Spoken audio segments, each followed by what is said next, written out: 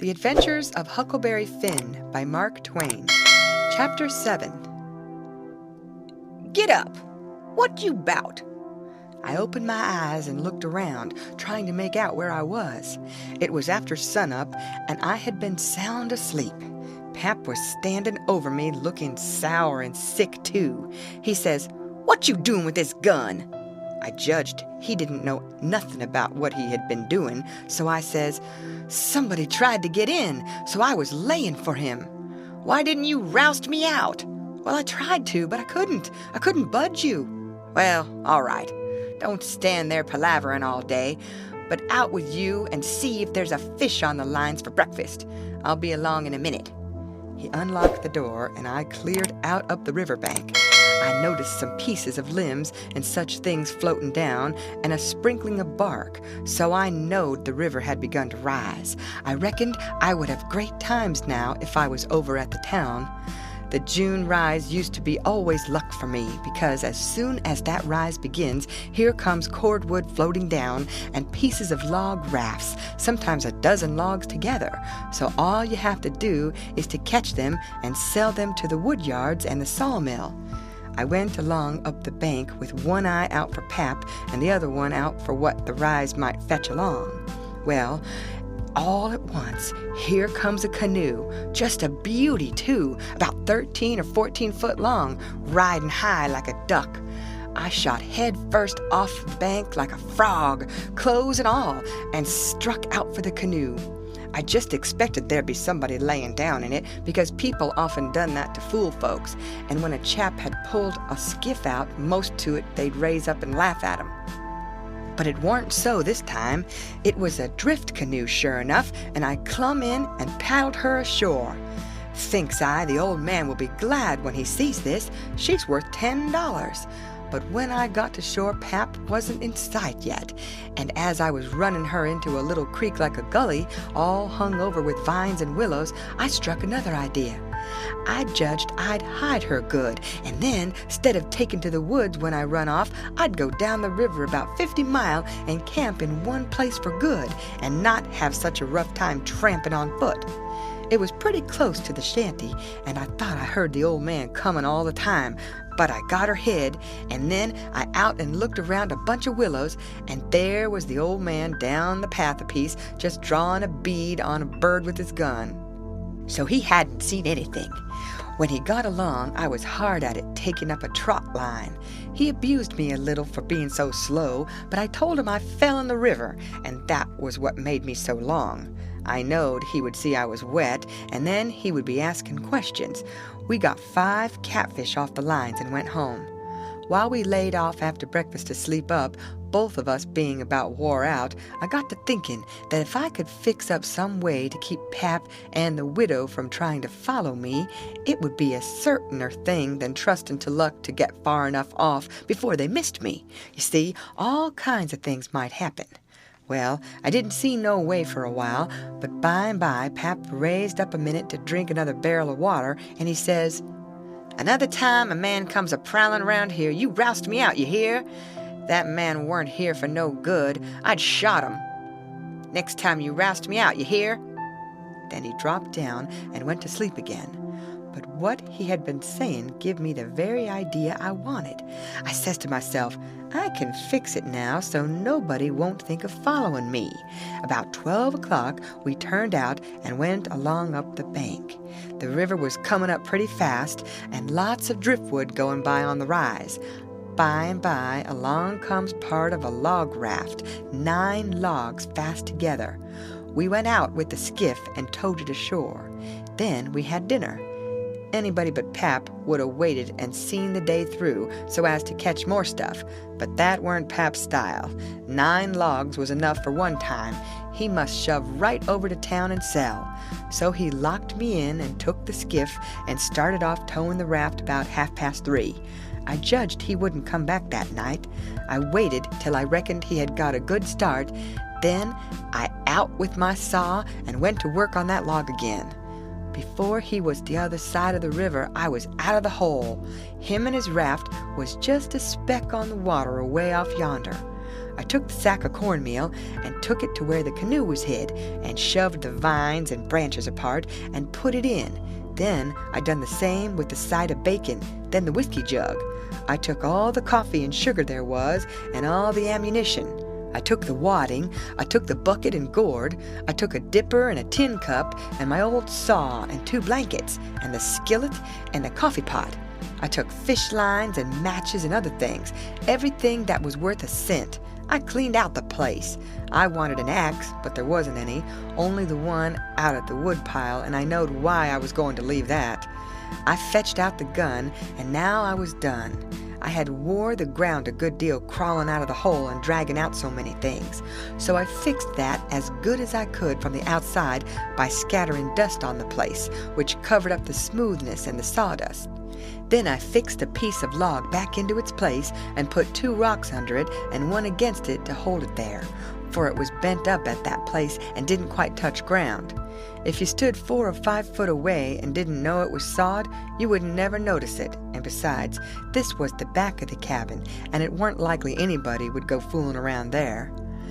It was all grass clear to the canoe, so I hadn't left a track. I followed around to see. I stood on the bank and looked out over the river, all safe. So I took the gun and went up a piece into the woods and was hunting around for some birds when I see a wild pig. Hogs soon went wild in them bottoms after they had got away from the prairie farms. I shot this fellow and took him into camp. I took the axe and smashed in the door. I beat it and hacked it considerable a doing it. I fetched the pig in and took him back nearly to the table and hacked into his throat with the axe and laid him down on the ground to bleed. I say ground because it was ground, hard packed and no boards. Well, next I took an old sack and put a lot of big rocks in it, all I could drag, and I started it from the pig and dragged it to the door and through the woods down to the river and dumped it in, and down it sunk, out of sight. You could easy see that something had been dragged over the ground.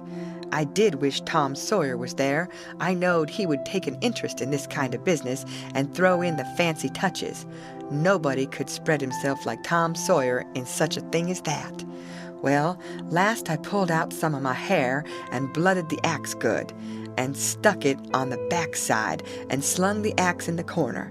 Then I took up the pig and held him to my breast with my jacket so he couldn't drip till I got a good piece below the house and then dumped him into the river. Now I thought of something else, so I went and got the bag of meal and my old saw out of the canoe and fetched them to the house. I took the bag to where it used to stand and ripped a hole in the bottom of it with the saw, for there weren't no knives and forks on the place. Pap done everything with his clasp knife about the cooking. Then I carried the sack about 100 yards across the grass and through the willows east of the house to a shallow lake that was 5 miles wide and full of rushes and ducks too, you might say, in the season. There was a slough or a creek leading out of it on the other side that went miles away. I don't know where, but it didn't go to the river. The meal sifted out and made a little track all the way to the lake. I dropped Pap's whetstone there too, so as to look like it had been done by accident. Then I tied up the rip in the meal sack with a string so it wouldn't leak no more, and took it and my saw to the canoe again. It was about dark now, so I dropped the canoe down the river under some willows that hung over the bank and waited for the moon to rise. I made fast to a willow, then I took a bite to eat, and by laid down in the canoe to smoke a pipe and lay out a plan. I says to myself, they'll follow the track of that sack full of rocks to the shore and then drag the river for me. And they'll follow that meal track to the lake and go browsing down the creek that leads out of it to find the robbers that killed me and took the things. They won't ever hunt the river for anything but my dead carcass. They'll soon get tired of that and won't bother no more about me. All right, I can stop anywhere I want to. Jackson's Island is good enough for me. I know that island pretty well, and nobody ever comes there. And then I can paddle over to town nights and slink around and pick up things I want. Jackson's Island's the place. I was pretty tired, and the first thing I knowed I was asleep. When I woke up, I didn't know where I was for a minute. I sat up and looked around, a little scared. Then I remembered. The river looked miles and miles across. The moon was so bright I could have counted the drift logs that went a-slipping along, black and still, hundreds of yards out from shore. Everything was dead quiet, and it looked late and smelt late. You know what I mean? I don't know the words to put it in. I took a good gap and a stretch and was just going to unhitch and start when I heard a sound away over the water. I listened. Pretty soon I made it out. It was that dull kind of a regular sound that comes from oars working in rowlocks when it's a still night. I peeped out through the willow branches, and there it was, a skiff, away across the water. I couldn't tell how many was in it. It kept a-comin', and when it was abreast of me, I seed there weren't but one man in it. Thinks I, maybe it's Pap, though I weren't expectin' him. He dropped below me with the current, and by he came a-swinging up shore in the easy water, and he went by so close I could have reached out the gun and touched him. Well, it was Pap, sure enough, and sober, too, by the way he laid his oars. I didn't lose no time. The next minute, I was a-spinning downstream soft but quick in the shade of the bank. I made 2.5 miles and then struck out 1/4 of a mile or more towards the middle of the river because pretty soon I would be passing the ferry landing and people might see me and hail me.